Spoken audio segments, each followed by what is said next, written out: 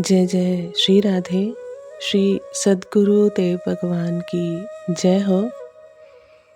काशीनाथ पंडित ने श्री दुर्गा दुर्गा कृष्ण कृष्ण स्मरण करके तुरंत राज पंडित श्रीपाद सनातन मिश्र के निवास स्थान पर आकर शची देवी के शुभ प्रस्ताव को उनके सामने रखा। काशीनाथ पंडित उसी क्षण दुर्गा कृष्ण नाम स्मरण करके राज पंडित के घर को चल पड़े। काशीनाथ को देखते ही राज पंडित ने स्वयं उठकर आदर पूर्वक आसन लाकर दिया। परम गौरव पूर्वक उनका यथोचित सम्मान किया और पूछा कि वे किस कार्य से आए हैं। काशीनाथ ने कहा, एक बात है, यदि जचे तो आप उसे पूरा कीजिए। अपनी कन्या को विशंबर नमाई पंडित को दान कीजिए। ये संबंध मुझको सर्वथा उचित जान पड़ता है। आपकी कन्या के योग्य वही दिव्यवर है और उनके लिए ये महासती ही योग्य पत्नी है। जिस प्रकार कृष्ण और रुक्मणी परस्पर योग्य थे, उसी प्रकार विष्णु प्रिया और निमाई पंडित एक दूसरे के योग्य हैं। काशीनाथ पंडित के मुख से ये संवाद सुनकर सनातन मिश्र को मानो आकाश का चांद मिल गया। पूर्व रात्रि के स्त्री पुरुष के कथोपकथन याद आ गए। मन ही मन श्री विष्णु का नाम स्मरण करके उन्होंने अपने इष्ट देव को कोटि कोटि प्रणाम किया। वे काशीनाथ पंडित से बोले, पंडित जी, तुमने मेरे मन की बात कही है आज। अब तक साहसपूर्वक ये बात मैं किसी के सामने बोल ही ना सका। मेरा परम सौभाग्य है कि शची देवी ने स्वयं ही मेरे मन की बात जानकर आपके द्वारा ये शुभ प्रस्ताव भेजा है। काशीनाथ पंडित से सनातन बोले, हे महाजन, अपने मन की बात कहता हूँ, उसको सुनिए। मेरे मन में भी रात दिन यही बात उठती थी, लेकिन मुंह खोलकर प्रकट में कहने का साहस ही नहीं होता था। आज शुभ दिन है। विधाता मुझ पर प्रसन्न हुए हैं कि गुणनिधि गौरचंद्र मेरे जमाता बनेंगे।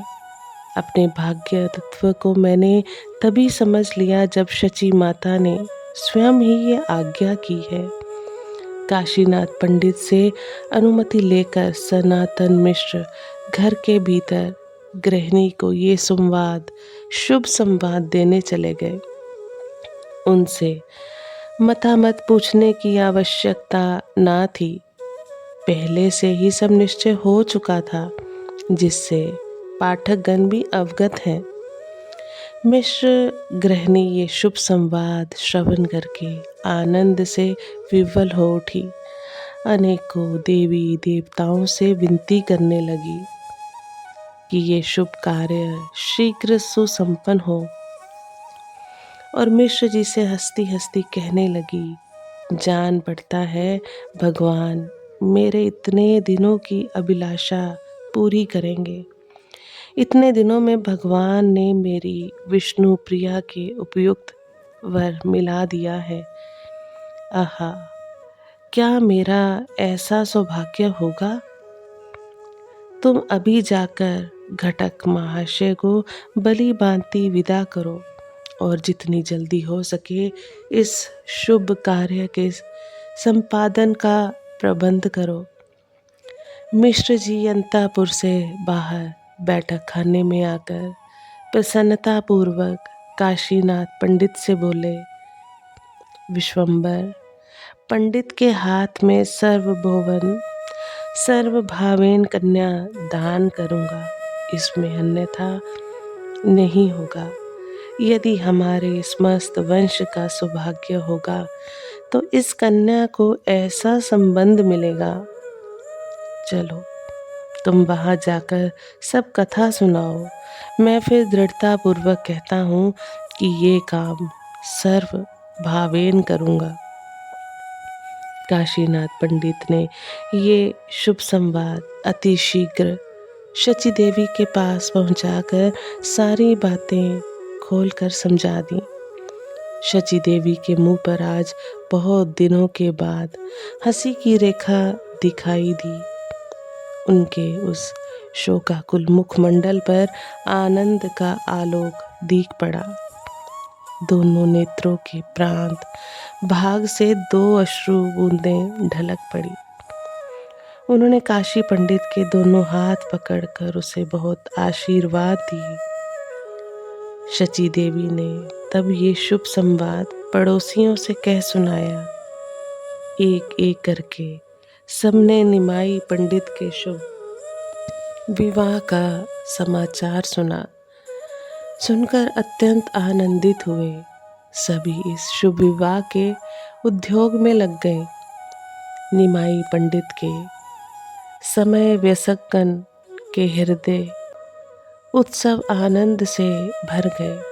श्रीपाद सनातन पंडित पहले से ही जानते थे कि उनके भावी जमाता सामान्य मनुष्य नहीं है। 20 वर्ष के युवक निमाई पंडित का यथार्थ परिचय उस समय उनके नवद्वीप वासी पा चुके थे। केवल उनके असाधारण पांडित्य का परिचय पाकर ही लोग चकित हुए हों ऐसी बात नहीं है। उनके कार्य कलाप तथा उनकी आकृति और प्रकृति के स्वाभाविक सौंदर्य और माधुर्य को देखकर बहुत लोगों की समझ में आ गया था कि वे साधारण मनुष्य नहीं हैं। श्रीपाद सनातन मिश्र भी उन लोगों में एक थे। इसका प्रमाण श्री चैतन्य मंगल में ठाकुर श्री लोचनदास दे गए हैं। श्रीपाद सनातन मिश्र ने समझ लिया था कि उसके भावी जमाता परम ब्रह्म सनातन साक्षात श्री गोविंद हैं। मेरे भाग्य के समान किसका भाग्य होगा जो मैं पर ब्रह्म श्री गोविंद को अपनी कन्या समर्पण करूंगा, जिनके पाद पद्मों की पूजा ब्रह्मा और शिव करते हैं। कन्या देकर उन चरणों की